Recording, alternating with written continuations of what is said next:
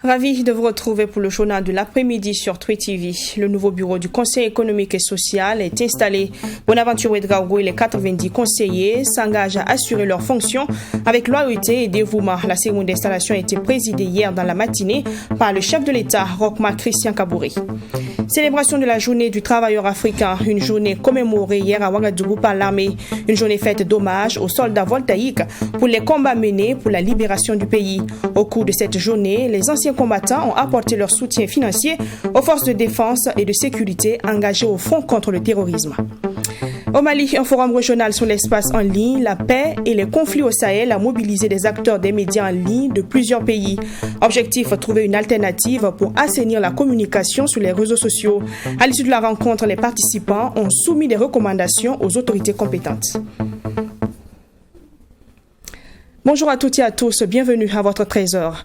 Au Conseil économique et social, le président Bonaventure Ouedraogo est installé dans ses fonctions. Le président du Faso, Roch-Marc Christian Kaboré, a procédé dans la matinée d'hier jeudi à l'installation de ce dernier ainsi que des membres de cette institution. Cette cérémonie d'installation fait suite au décret pris le 29 septembre dernier par le président du Faso portant nomination de Bonaventure Ouedraogo à la tête du CES. Mamitria Nakamabou, premier reportage de ce journal de l'après-midi. Il est le 12e président du Conseil économique et social.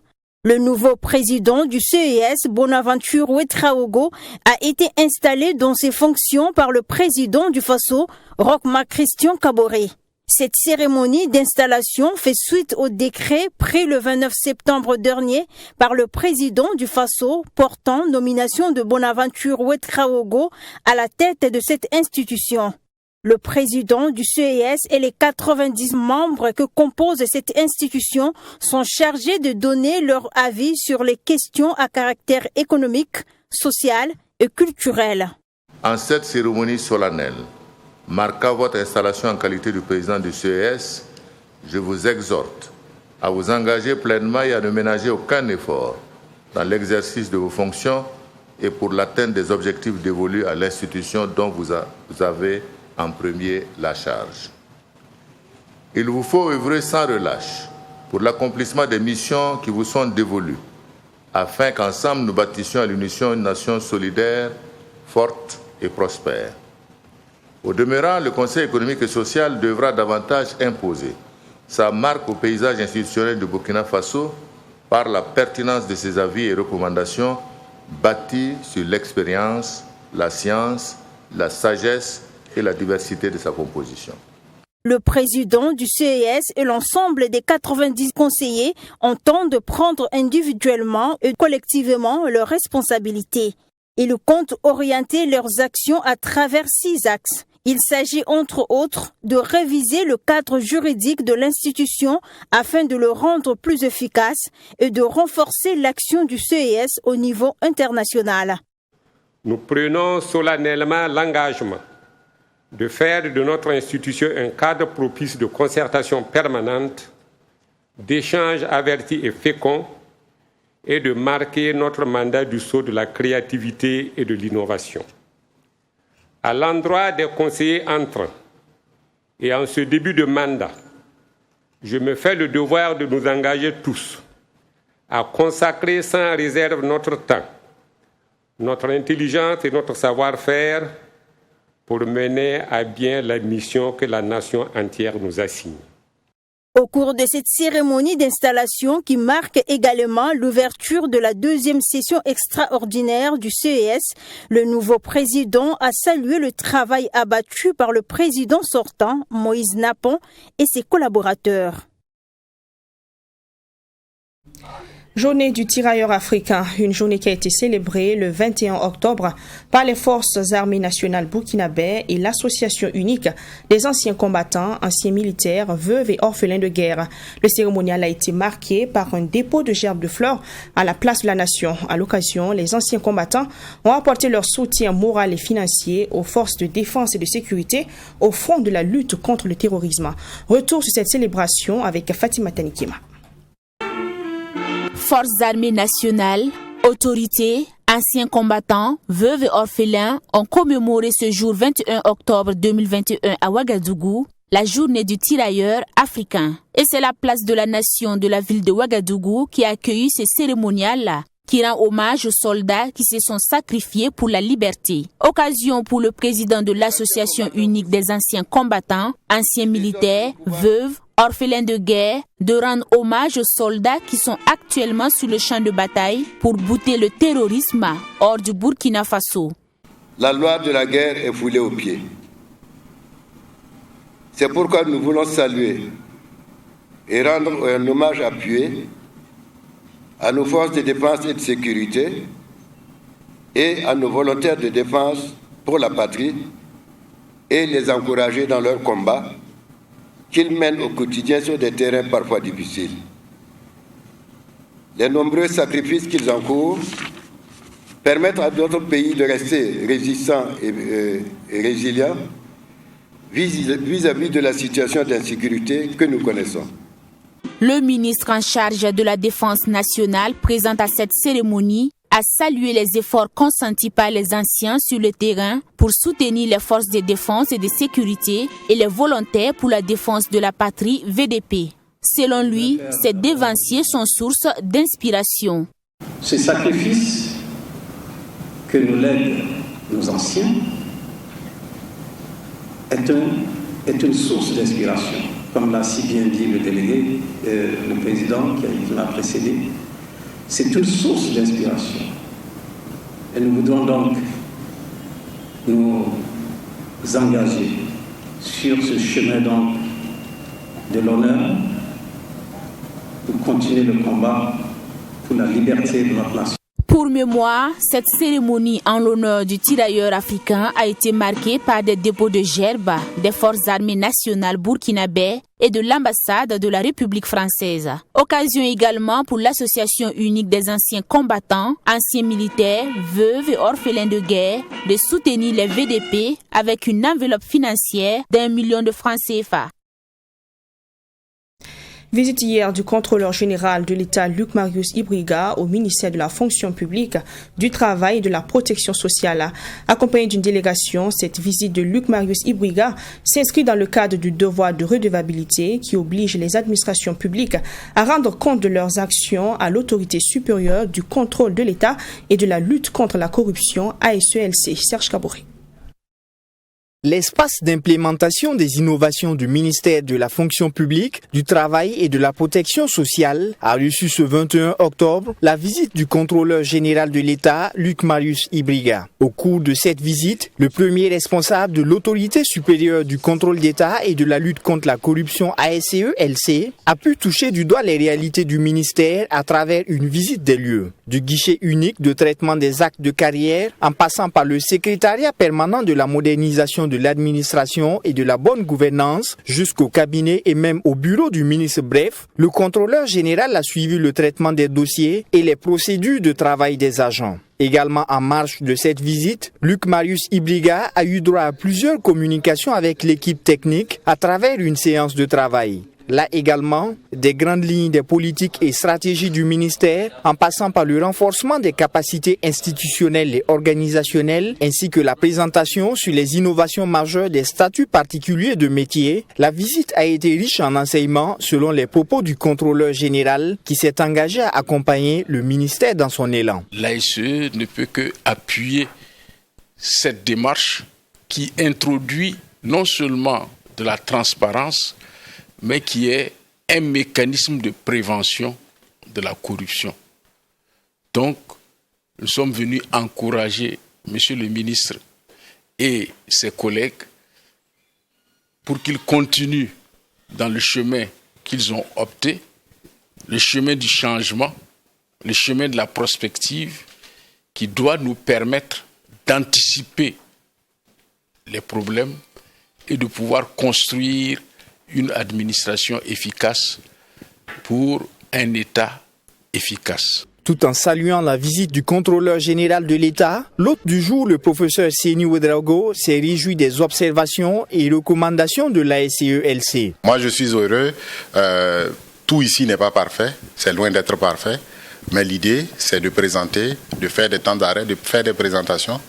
Et puis que les institutions qui sont en charge du contrôle de la lutte contre la corruption, du haut de leur expérience, de leur regard externe, ils peuvent nous dire ça c'est bon, ça c'est pas bon, vous devez améliorer tel aspect. Je pense que c'est le plus important de la démarche et nous sommes très heureux encore ce matin d'avoir reçu des observations, des recommandations qui vont permettre d'améliorer tout ce qui est en train d'être fait. L'accélération de la procédure de délivrance des actes a été démontrée séance tenante au contrôleur général à travers la délivrance de son arrêté de mise à la retraite moins de 5 minutes après avoir pris son numéro matricule. Cette visite au sein du ministère de la fonction publique, du travail et de la protection sociale a pris fin par la signature du livre d'or.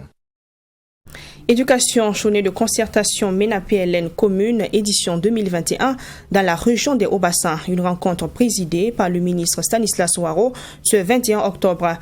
La dite concertation a réuni les communes des régions de la Bougoudou-Moun, des Cascades, du Sud-Ouest et des Hauts-Bassins.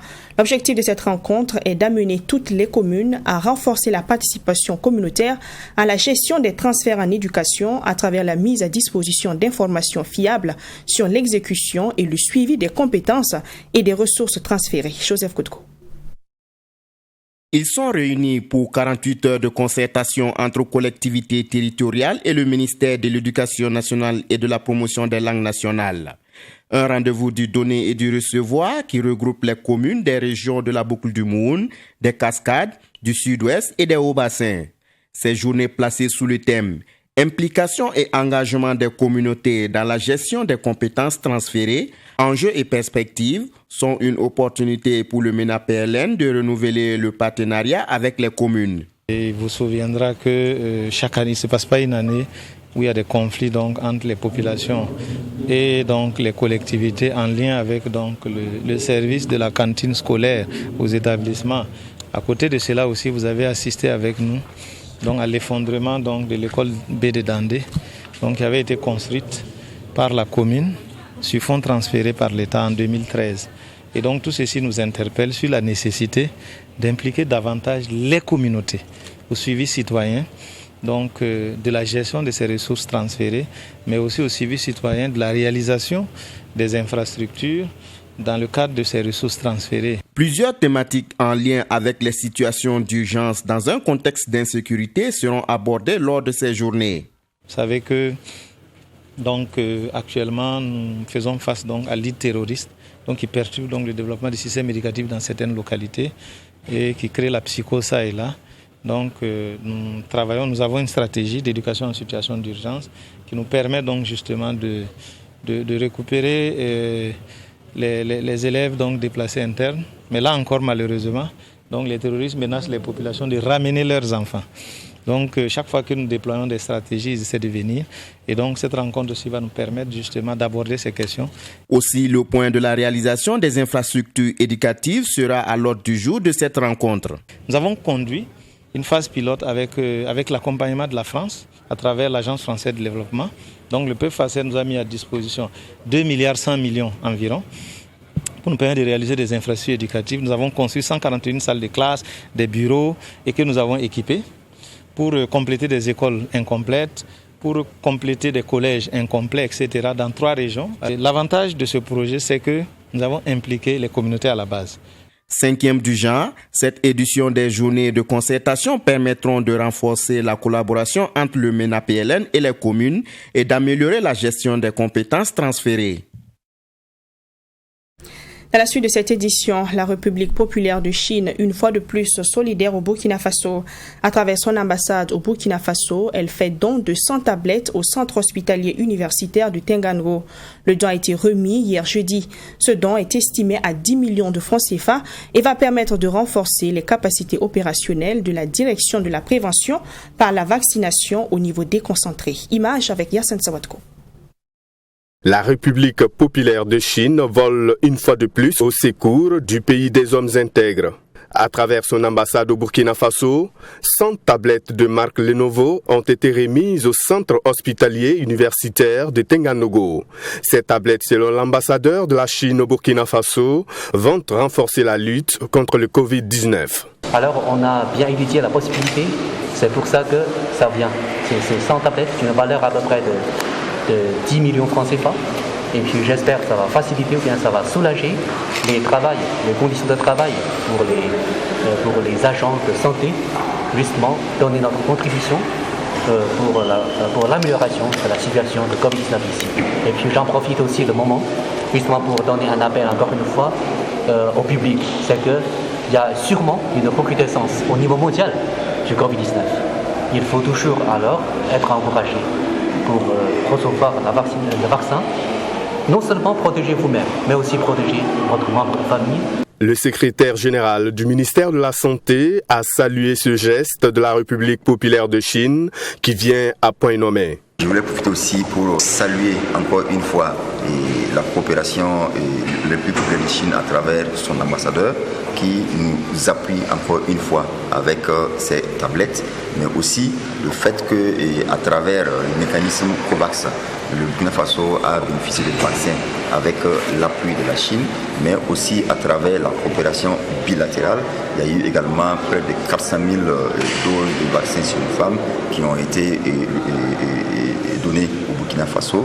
Et nous avons aujourd'hui l'occasion de faire une campagne de vaccination des ressortissants chinois au Burkina, mais aussi c'est une campagne qui est ouverte à l'ensemble de la population de plus de 18 ans. En plus de ces 100 tablettes d'une valeur de 10 millions de francs CFA, le Burkina Faso a déjà bénéficié de la République populaire de Chine plus de 400 000 doses de vaccins Sinopharm. La sauvegarde des archives audiovisuelles dans les pays membres de l'UEMOA et en Guinée était au cœur d'un colloque mercredi dernier à Ouagadougou. Organisé par le Conseil supérieur de la communication CSC, cette rencontre a connu la participation d'une dizaine de délégations venant de l'UEMOA et de la Guinée, mais également de l'Afrique centrale et du Maroc. Serge Kabouré.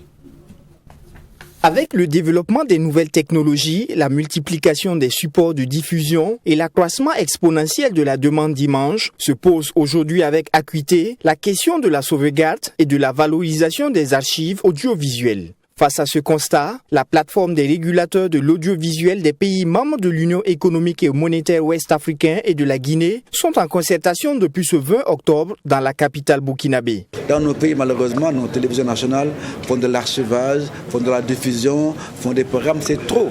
L'archivage est un métier, malheureusement. Voilà pourquoi, dans nos différentes télévisions, les archives sont très mal entretenues. Alors, ce qu'il faut aujourd'hui, c'est procéder rapidement à une restauration de ces archives, de ces mémoires collectives. Comme vous le savez, certains sont encore en analogique, il y en a même qui sont à 1 pouce, etc. Il faut numériser tout cela.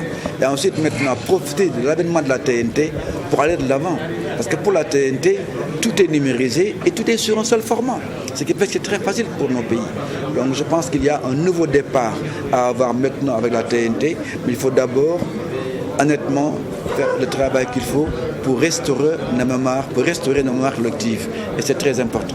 Réunie en marge de la 27e édition du Festival panafricain du cinéma et de la télévision de Ouagadougou FESPACO, la plateforme des régulateurs de l'audiovisuel des pays membres de l'UEMOA et de la Guinée entend créer une prise de conscience sur l'importance de la sauvegarde du patrimoine audiovisuel. Dans le cadre de la plateforme des régulateurs de l'UEMOA, le Burkina Faso s'est fait l'honneur d'accueillir à chaque édition du FESPACO les homologues de la sous-région pour échanger sur un thème donné.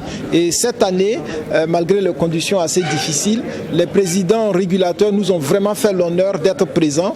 nous avons 10 régulateurs, 10 présidents d'institutions qui sont présents à Ouagadougou pour non seulement participer au FESPACO, mais échanger sur une thématique qui est préoccupante pour l'ensemble de nos pays, qui est celle de la conservation de nos archives. Réunis autour du thème sauvegarde des archives audiovisuelles dans les pays de l'UEMOA et de la Guinée, ce colloque permettra de susciter un suivi du cadre réglementaire, assurant l'harmonisation du dépôt légal des documents audiovisuels au sein de l'UEMOA, adopté depuis décembre 2018.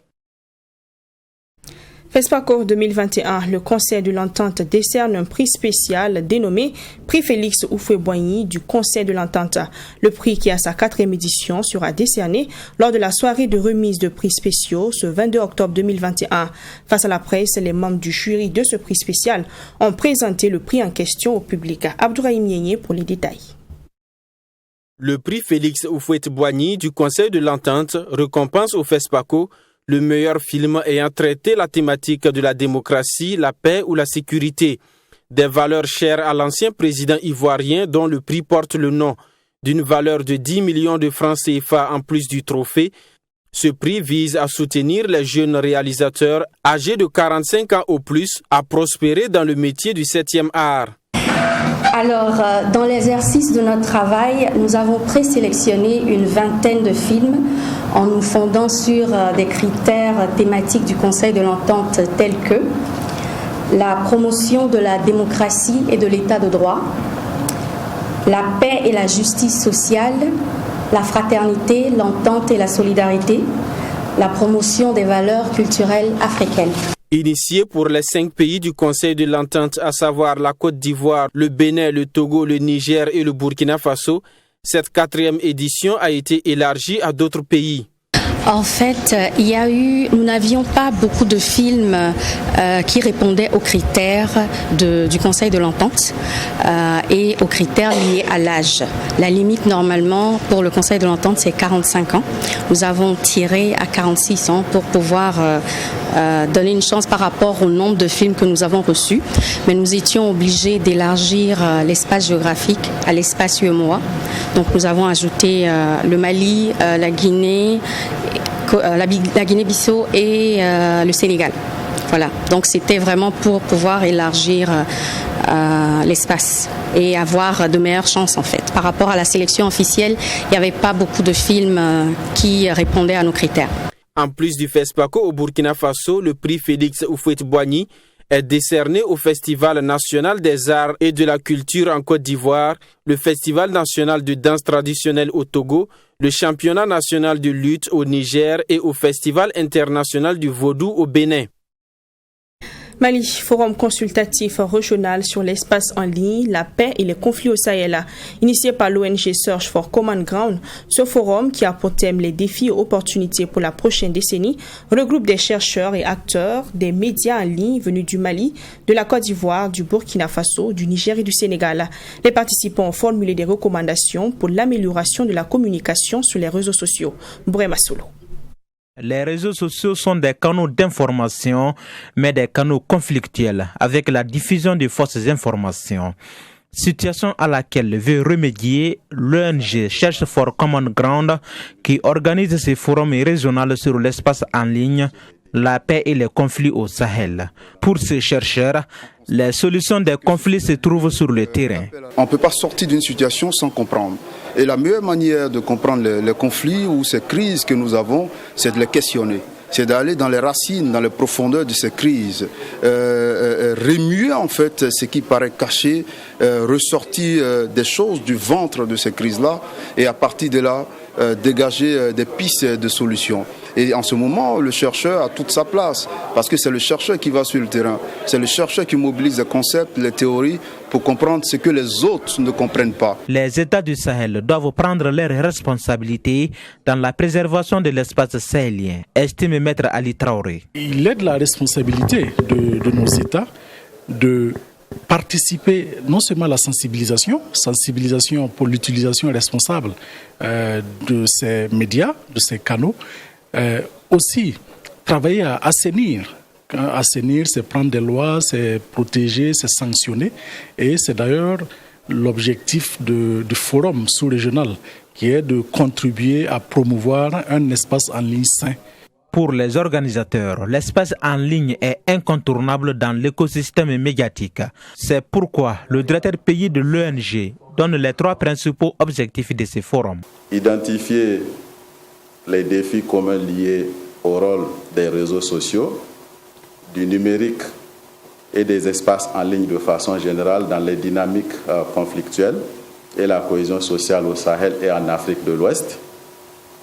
Améliorer la coordination et l'échange d'informations entre les universitaires, les experts, les praticiens, les acteurs de la société civile et les décideurs politiques issus de différents domaines, mais qui ont un intérêt commun pour la consolidation de la paix, et formuler des recommandations conjointes pour les institutions nationales, régionales et internationales sur la façon dont elles peuvent soutenir le développement d'un écosystème en ligne sain au Sahel et en Afrique de l'Ouest. Durant 2 jours, les participants venus du Mali, du Burkina Faso, de la Côte d'Ivoire, du Niger et du Sénégal se pencheront sur les conflits au Sahel avec la présence des fausses informations relayées via... C'est la fin de ce journal. Merci de l'avoir suivi. À 20h pour un nouveau journal. D'ici là, portez-vous bien.